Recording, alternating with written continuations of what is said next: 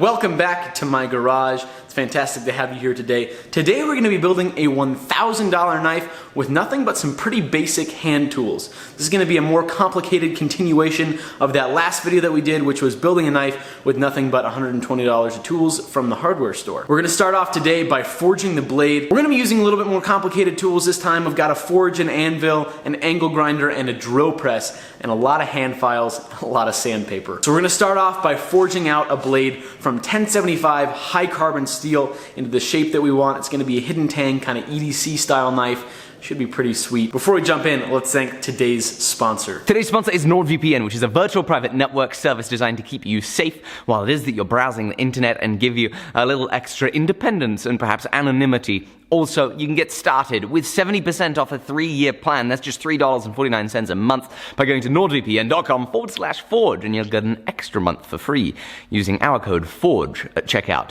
Thank you to Nord for sponsoring this. A huge thank you to Will for this awesome video. Let's jump back to him. Here's what we got for you today. Gonna be building this guy, starting off by forging out the blade out of this piece of steel right here. So we're gonna throw the steel in the fire and get to work. Okay, so I'm gonna start off by just whacking this thing down a ways. It's way too wide for what we need right now. Just gonna thin it out.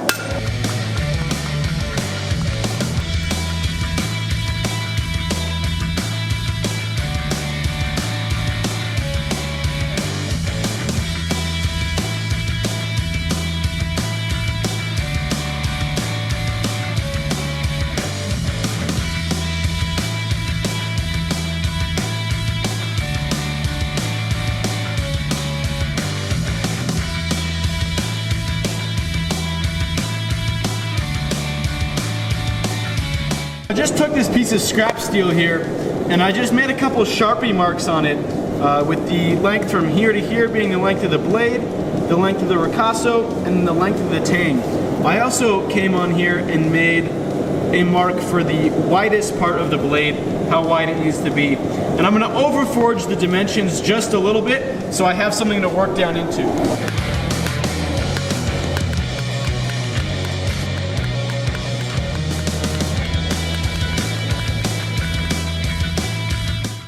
Doing the final cleanup on the profile and the bevels. It's a pretty small knife, so it was pretty easy to forge. Just making sure everything's nice and crispy clean, ready for me to come back in with an angle grinder and have minimal work to do with that and with the hand files to get the shape that I want.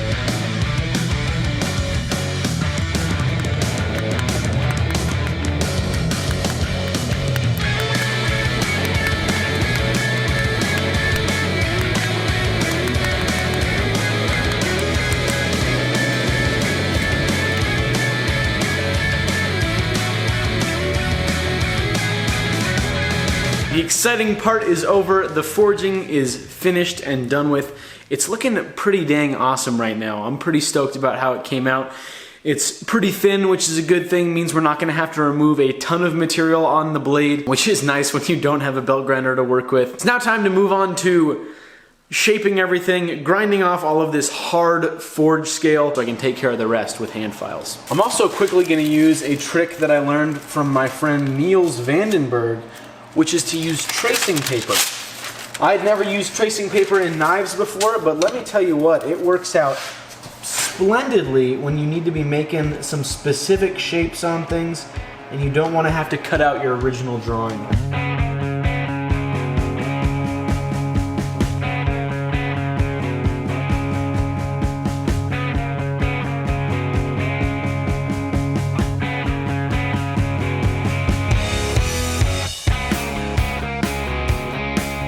Well, it's looking a little rough around the edges right now, but a little time behind some files will have that taken care of in a jiffy. I'm going to start off by re-scribing my line around there and then getting that profile dialed in.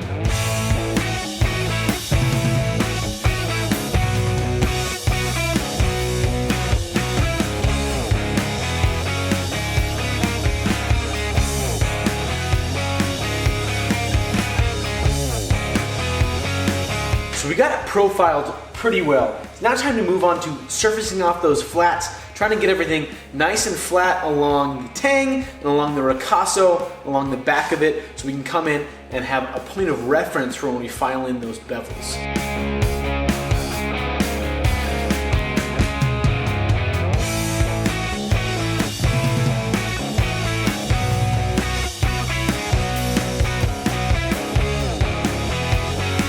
That was a lot of fun.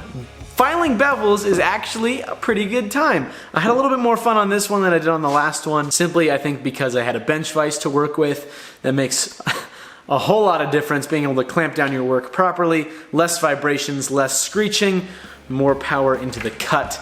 It's awesome.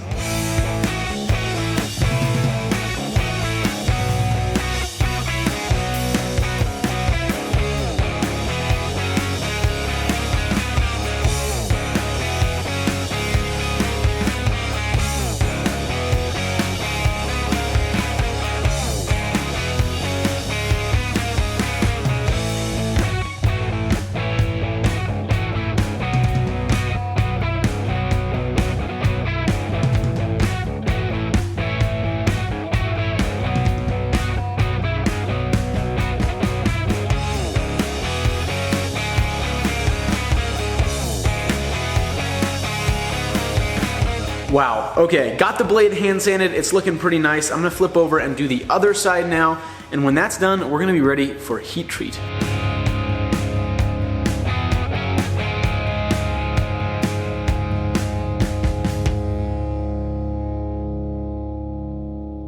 Now that the hand sanding is finished, we're ready for the heat treat. For this, what we're gonna do, let's just use a torch, that same torch that I used on the last one. It's a MAP gas canister with a Burnzomatic TS 8000 head on it. It's plenty hot enough for something like this. We've got a nice thin edge, nice thin clip. I want that clip and that edge to be hardened both, but I'm just gonna heat those up with a torch and then quench it in some Parks 50 quench oil. I've got my magnet right here so I can test to see if it's above critical temperature or not. I turned off one of the lights so it's a little bit darker, so I'll be able to see the color a little bit better.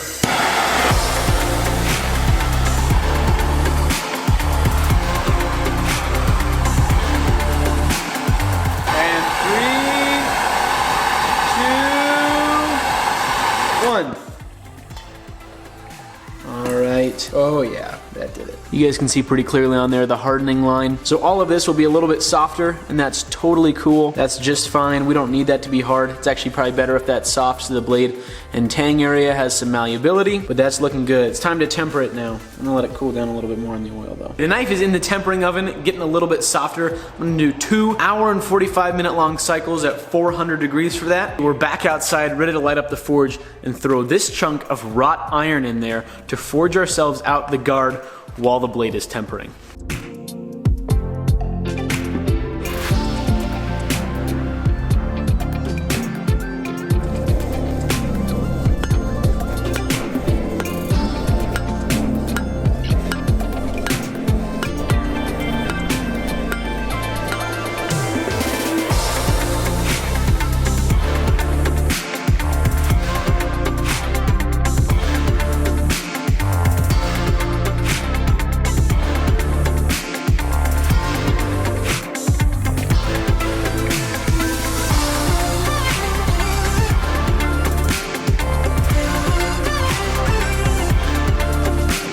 So we ran into some issues. This stuff didn't like being forged. Useless, but I have a contingency plan. A different piece of wrought iron that is the right thickness already. you can see it is the right width, and I'll just have to cut out that top shape that I want on there. I can do that very simply with my good friend, the Sharpie. Now I can go take this outside, hit it with the angle grinder, blast that thing off there, and get to work.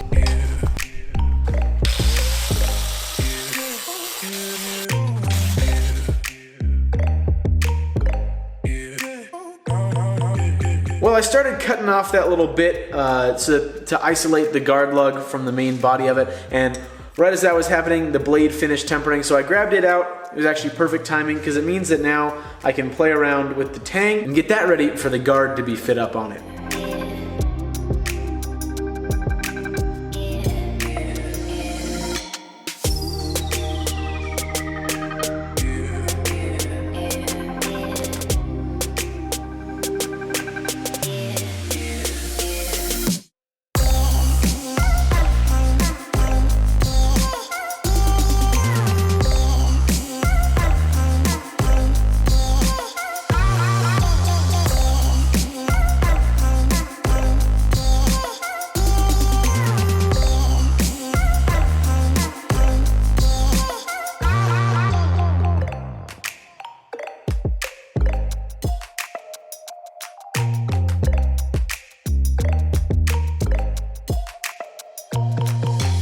Okay, so I got the blade hand sanded, got all of that oxide off from the heat treat. I then fit up the guard, but I ran into an issue. As you guys can see, the top of the fit up actually looks really nice. It's almost there, a little bit of gappage left, but that's nothing that we can't take care of. The issue is that the ricasso doesn't line up with the bottom of the guard. The guard is too thin for that. And that just means that aesthetically there would be a big catch for the eye. So my solution is going to be chopping off the bottom part of this guard, bringing it down, and then adding in another spacer. And I'm not quite sure what I want that material to be yet, but it means that I'll be able to make it so that that top of the handle has a nice aesthetic flow to it rather than having a catch of the eye. I'm gonna start off this fix by taking the hacksaw and just chopping off the bottom of that guard before I try flattening it down with files and sandpaper. I decided to play around with a pencil and paper before I did any actual cutting, and I'm glad that I did. I'm gonna try to do a curved fit up on this instead. It's kind of reminiscent of my friend Kurt Holland's style, who was just here visiting. And if it doesn't work out, we can always just flatten it off and do a flat fit up anyway.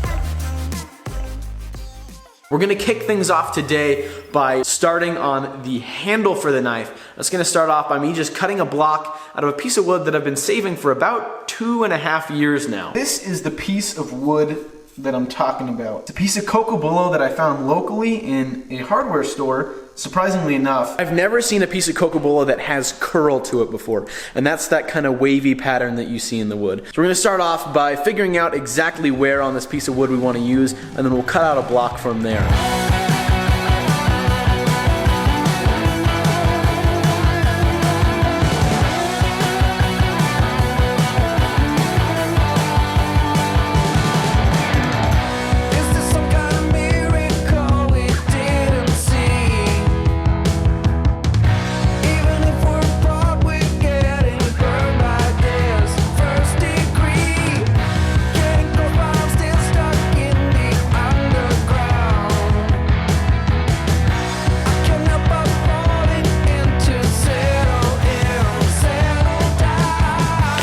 Okay, I got the handle block rough shaped, did a little bit of filing on it just to even things out a little bit, and then I drilled the hole for the tang. Now obviously the tang's not going to fit in there with just this hole. Fortunately, I've got myself a Black Dragon Forge handle broach which fits right on in there. Gonna make it very easy to fit up this handle. These are available through the Alec Steele Co., alecsteelshop.com. Go check them out. They are an incredibly useful tool for fitting up handles in hidden tang knives, so definitely worth picking up. I'm gonna go ahead and start fitting up this tang now. I'm gonna have to, at some point, carve out that V shape that's in there so that the guard will fit up when I start getting a little bit closer in. Let's go ahead and get this tang fit up into the handle.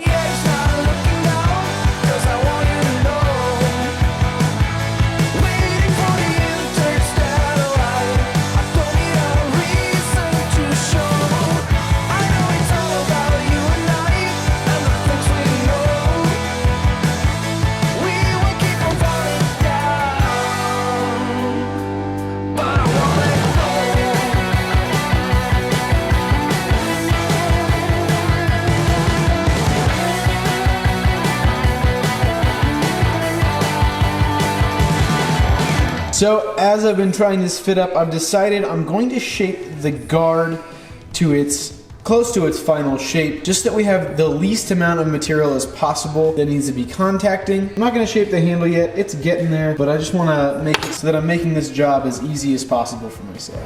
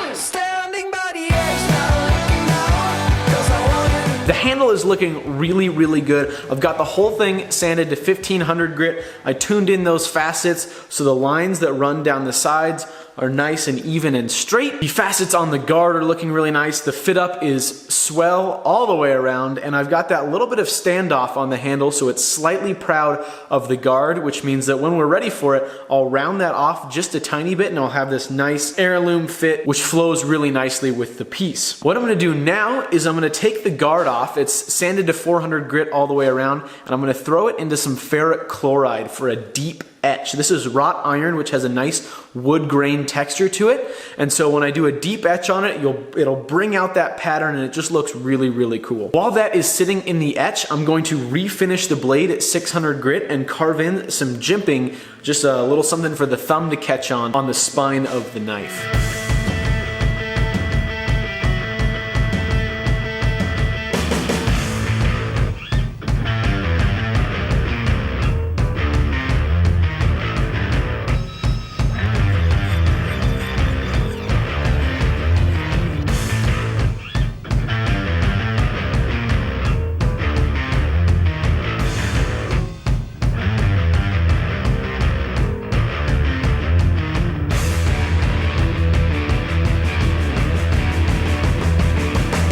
Okay, we've got it all set and ready for the glue up, and I've carved the notches into the tang for the epoxy to sit in. Since we're not using a pin, it's uber important that we get a good epoxy hold on this. So it's time now to mix up our epoxy, get it in there, and then clamp it really tight. I'm getting the jitters, I'm excited. This is gonna be so cool when it's done.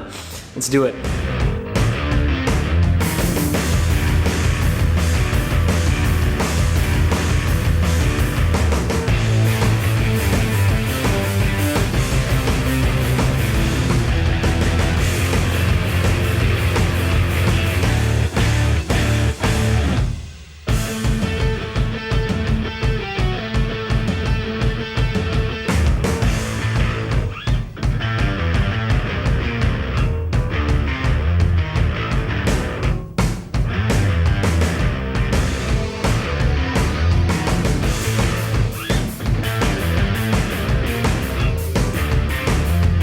Well guys, this has just been an absolute blast to make.